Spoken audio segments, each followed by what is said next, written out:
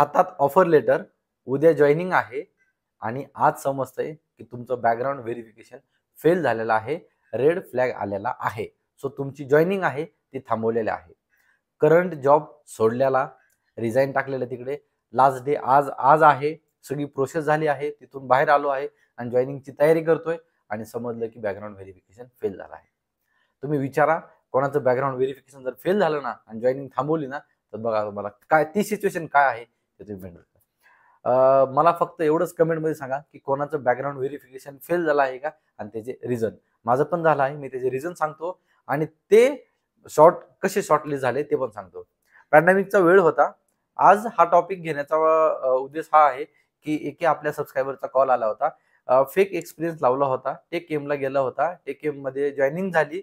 15 to 20 days नंतर might be काही background verification जॉईनिंगच्या आधीच व्हायला हवं होतं, बट 15 to 20 डेज लेट झाली, जॉईनिंग झाली आणि त्यानंतर त्याला फायर केलं.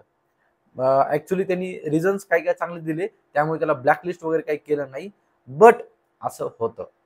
सो मी तुम्हाला इन डिटेल मध्ये सांगतो की बॅकग्राऊंड व्हेरिफिकेशन काय असतं, ते कोण कोण करतं आणि काय काय गोष्टी व्हेरीफाय केल्या जातात. ओके, सो माझ्या केसमध्ये काय झालं की माझा 4 इयर्सचा एक्सपिरियन्स होता. माझ्या 2 कंपनी झाल्या होत्या.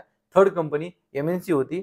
एमएनसी कंपनीचं व्हेरिफिकेशन असं असतं की तुमची first company, second company, third company. So माझी थर्ड कंपनी होती एमएनसी कॅपजेमिनी. ते पण सांगतो मी तुम्हाला. तर कॅपजेमिनी आहे. तर त्यामध्ये जेव्हा माझं सगळी प्रोसेस झाली, जॉईनिंग आहे आणि डायरेक्टली मेल आला की तुमचं व्हेरिफिकेशन फेल झालं आहे. त्यानंतर मी मेल वगैरे भरपूर काय काय केले. त्यानंतर काय रिझन वगैरे मला रिझन भेटले. त्यानंतर त्यांनी मला मेल केला. मेल केल्यानंतर त्यांनी सांगितलं की तुमची जी फर्स्ट कंपनी आहे ती फर्स्ट कंपनी त्या कंपनी ॲड्रेसवरती नाहीये. तर तुम्ही काय सॉरी तुम्ही काय करा, आम्हाला बँक स्टेटमेंट द्या, पीएफ अकाउंट द्या. तर बँक स्टेटमेंट मी देऊ शकत होतो, पण पीएफ अकाउंट नव्हतं, कारण फॉर्म 16 आणि पीएफ अकाउंट हे नव्हतंच, कारण सॅलरी खूपच कमी होती. आणि फर्स्ट कंपनीचा थर्ड कंपनी आहे माझी, व्हेरिफिकेशन करताय फर्स्ट कंपनी, जिथे मला 10 ते 12 हजार रुपये फक्त इन हँड भेटायचे, त्या कंपनीचे ते बघताय. ती कंपनी मर्ज झाली. ओके, ती कंपनी मर्ज झाली, त्यांचा ऍड्रेस त्यांनी चेंज केला. हे माझं रिझन आहे का? हे माझ्यामुळे फेल झाले का? तर हे पण गोष्टी आहेत. ओके, सो बॅकग्राऊंड व्हेरिफिकेशन ही तुमची जिम्मेदारी आहे. जे तुम्ही डॉक्युमेंट देताय ते डॉक्युमेंट ओरिजिनल असले पाहिजे. म्हणजे काय काय व्हेरिफिकेशन करतात ते पण मी सांगतो तुम्हाला. तुमचं 10th, तुमचं 12th, तुमचं एज्युकेशन, तुम्ही त्या ऍड्रेसवरती राहताय का? आणि आता तर ऍड्रेसवरती येऊन चेक करताय. तुमच्या फ्रेंड पण एक एम्प्लॉय तुम्हाला पाहिजे, त्या एम्प्लॉयच्या घरी जाता की तुम्ही त्याला ओळखता का, ते बरोबर आहे का, तुमचं आधार कार्ड, तुमचं पॅन कार्ड वगैरे या सगळ्या गोष्टी चेक करता. आणि हे सगळं झाल्यानंतर जेव्हा तुम्ही एखाद्या कंपनी जॉईन करता, तर last offer letter, joining letter, तुमची जी लास्ट कंपनी आहे त्या कंपनीमध्ये तुम्ही एक्झिस्टिंग आहात का, तिथं मेल जातो. या सगळ्या गोष्टी करता. आणि जे एमएनसी वाले ज्या एमएनसी कंपनीज आहेत आपल्या ह्याच्यामध्ये सगळ्या, त्यांचं थर्ड पार्टी व्हेरिफिकेशन त्यांनी कंपनीला दिलेलं असतं की तुम्ही ह्याला कॅन्डिडेटला आम्हाला हे करा. ते लोक कोण व्हेरिफिकेशन करता, काय करता, आपल्याला काहीच समजत नाही. मी तुम्हाला मेल दाखवतो. हे बघा मेल, स्क्रीनवरती जो मेल आहे त्यावरती बघा तुम्ही, company does not exist on the address. Verification हे बघा, व्हेरिफिकेशन वगैरे हे डेट पण बघा 7 जुलै 2020. हे सगळ्या गोष्टी आहेत, त्या गोष्टी त्यांना हव्या म्हणजे पाहिजेतच. ओके, आता या गोष्टीसाठी या गोष्टी मी सगळ्या प्रोव्हाइड केल्या. मग जी कंपनी, मग नंतर आम्ही फाइंड आउट केलं की अरे कुठली कंपनी मर्ज झाली किंवा काय, तर मग माझे जेवढे कॉन्टॅक्ट होते मग ती कंपनी मर्ज झाली. मग तिथून त्यांनी सगळे डॉक्युमेंट्स वगैरे, तिथून मग तो माणूस गेला, व्हेरिफिकेशन केलं आणि ते पास झालं. त्यात माझी काही चूक नाहीये. तर ती, आणि माझं 1 मंथ माझी जॉईनिंग आहे ती एक्सटेंड झाली. लॉकडाऊनचा टाइम होता, तुम्हाला माहित असेल, आणि इनिशियल लॉकडाऊन जो फर्स्ट लॉकडाऊन होता त्यावेळेसची ही गोष्ट आहे. तर त्यावेळेस पण त्यांनी लॉकडाऊन मध्ये पण व्हेरिफिकेशन सोडले नाही.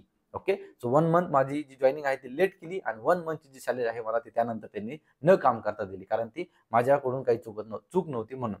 सेकंड वेळेस त्याच कंपनी थ्रू मी, आता ती बँकिंग कंपनी आहे त्यामुळे मी तुम्हाला ते हे नाही करत आहे. सो सेकंड व्हेरिफिकेशन बघा माझं, जे माझं हे बघा, हाय देवीदास दुबले वगैरे हे तुम्ही बघा.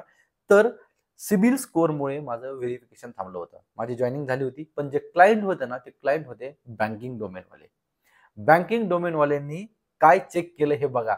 हा व्हिडिओ मी मुद्दाम बनवलाय, कारण या गोष्टी तुम्हाला माहीत असल्या पाहिजे की जर तुम्ही MNC कंपनीमध्ये जॉईन करताय आणि जर तुम्ही एखाद्या बँकिंग इन्शुरन्स डोमेनला तुम्ही जॉईन करताय तर या गोष्टी तुम्हाला खूप मॅटर आहेत. सो मी बँकिंग डोमेनवरती पण काम केलं आहे आणि तिथे मला हा माझा एक्सपिरियन्स मला हे केला की तुम्ही तुमचा सिबिल पण मला एकदम सिबिल पण तुम्ही एकदम व्यवस्थित मला सांगायचे की कशामुळे तुमचं काय झालंय किंवा मला इन डिटेलमध्ये सिबिल तुमचा कशामुळे खराब झालाय किंवा काय हे मला सगळं डॉक्युमेंट द्या.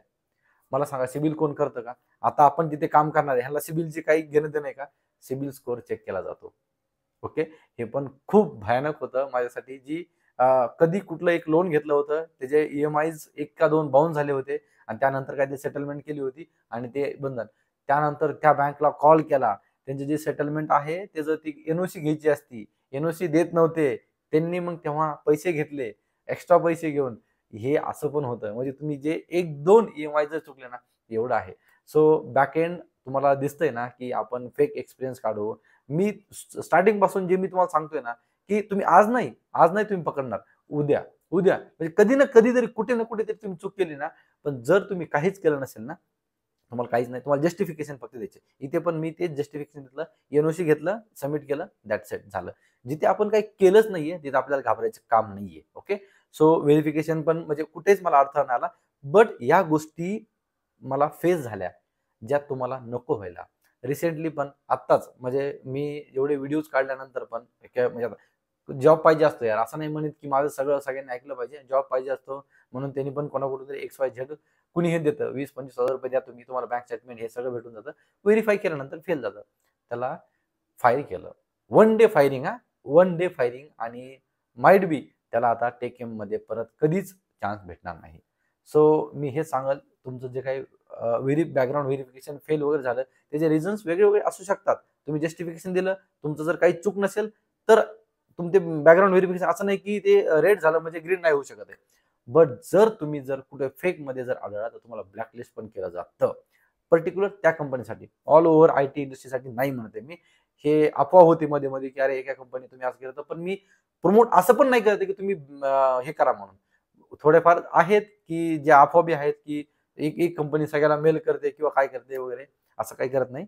ज्या कंपनीचे बॅकग्राऊंड व्हेरिफिकेशन करणारी टीम सेम आहे, त्यांना आधीच माहित असतं की अरे हा तर आपण व्हेरिफिकेशन रेड केलेला आहे, तर त्यांच्या सोबतच फक्त हे होतं, बाकीच्यांसोबत होत असं नाहीये. सो हे आहे की बॅकग्राऊंड व्हेरिफिकेशन का केलं जातं. तर तुम्ही म्हणजे एकतर तुमचं सगळे डॉक्युमेंट चेक केले जाते. तुम्ही फिजिकली तिथे आहेत का? तुम्ही तिथे लास्ट कंपनीमध्ये वर्किंग केलं आहे का? लास्ट कंपनी तुम्हाला एवढी सॅलरी आहे का? तर हे सगळं चेक केलं जातं. कधी-कधी तर तुम्ही अजून तुमच्या फ्रेंड्सला विचारा, कधी-कधी माझ्या म्हणजे खूप लोकांसोबत झालं असं. तुम्हाला स्क्रीन शेअर करून लॉग इन करायला लावता आणि तुम्हाला दाखवता की तुमची बँक स्टेटमेंट काय, कुठे किती सॅलरी पडली आणि काय. तुम्हाला हे स्क्रीन शेअर करून. इथे आपण काय फेक करू शकत नाही. असे पण किस्से आहेत. सो हा व्हिडिओ जर युजफुल वाटला असेल, माझ्या रिलेटेड मी जास्त व्हिडिओज बनवत नव्हतो. पण असे काही किस्से येत आहे. असं वाटतंय मला की अरे ह्याच्यातून पण तुम्हाला काही एक दोघांना जरी हेल्प झाली ना, तर हा व्हिडिओ म्हणजे युजफुल राहील असं मला वाटतं. त्यामुळे मी काही माझे एक्सपिरियन्स तुमच्या समोर मी फक्त शेअर करतो आहे.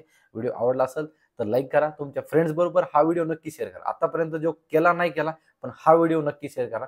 कारण खूप इम्पॉर्टंट आहे. आता जॉब भेटत नाही म्हणून काही लोक काही करताय आणि स्कॅमच्या ह्याच्यामध्ये विनाकारण स्वतःहून फसताय. असं काहीतरी कोणाकोणतरी 20-25,000 देऊन डॉक्युमेंट घेऊन सबमिट करून हे बघा रिझल्ट मी तुम्हाला प्रूफ सहित दाखवलेला आहे. Okay. So thanks for watching. Till then bye bye.